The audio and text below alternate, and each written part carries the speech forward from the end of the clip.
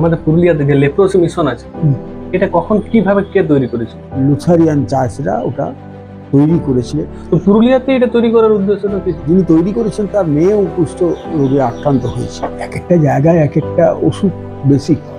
পুরুলিয়াতে কুষ্ঠ ব্যাধিদের জায়গা বলে প্রচলিতই ছিল। গোপাল মোড় পার করে জহন্নবদ এটা পার করে একটা কুষ্ঠ আশ্রম আছে, ওদের সাথে কি লেপ্রোসি মিশনের কোনো লিঙ্ক? ওদের সাথে কোনো যোগাযোগ নেই।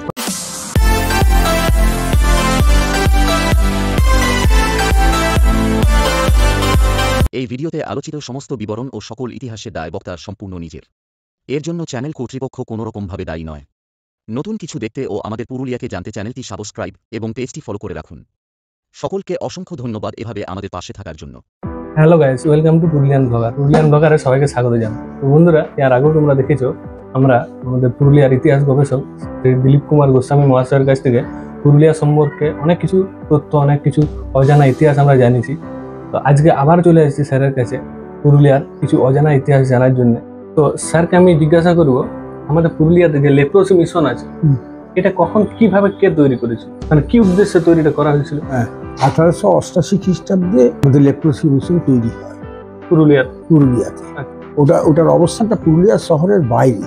জার্মান দেশ থেকে কিছু যাজকরা এসে, তারা তো সমাজসেবী, পুরুলিয়ায় যেহেতু লেপ্রোসিদের সংখ্যাধিক্য ছিল, সেই জন্য তাদের রোগ নিরাময়ের জন্যে যাজকরা এখানে এসে পরে রোগ নিরাময়ের চেষ্টা করতেন। এই কারণেই আমাদের জায়গাটার কি নাম, বেলগুমার ওপার, বেলগুমার থেকে দূরে, বেলগুমার থেকে আর 2 কিলোমিটার হয়, সেই জায়গায় লুথারিয়ান চার্চরা ওটা তৈরি করেছিলেন। ওখানে তাদের এটাও এখনো আছে, এখনো চিকিৎসার ব্যবস্থাটা আছে, হাসপাতাল আছে, থাকার ব্যবস্থা আছে।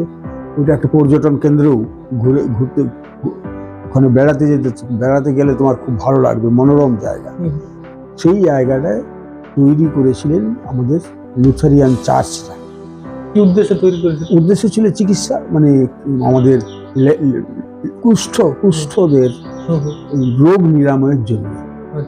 যিনি তৈরি করেছেন তার মেয়েও কুষ্ঠ রোগে আক্রান্ত হয়েছিলেন। তো সেই জন্যে তিনি বিশেষভাবে ওই কুষ্ঠ উনি এখানে এসে পরে ফিরে গেছিলেন। সেখানে তার মেয়ে মারা যায়, কুষ্ঠ রোগগ্রস্ত অবস্থায় মারা যায়। সেই কারণে উনি এখানটা তৈরি করার জন্য আবার ফিরে আসেন। ফিরে এসে ওটা তৈরি করেন।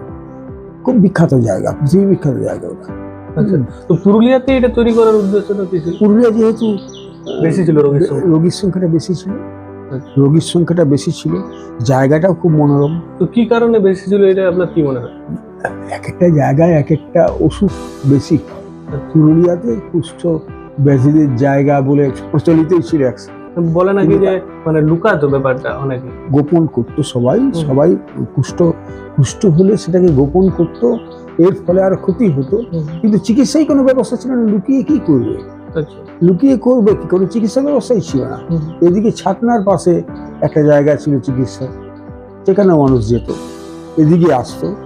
লেপ্রোসি মিশন পুরুলিয়া বাদ দিয়ে আর কোন কোন জায়গায় আছে? লেপ্রোসি মিশন বিখ্যাত আছে, ছাতনার পাশে একটা লেপ্রোসি মিশন আছে, ছাতনার স্টেশনের পরেই।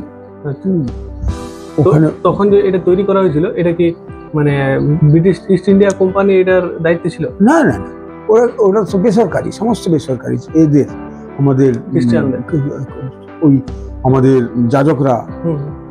যাজকদের টাকা পয়সার সোর্স গুলো গভর্নমেন্টের থেকেও বেশি।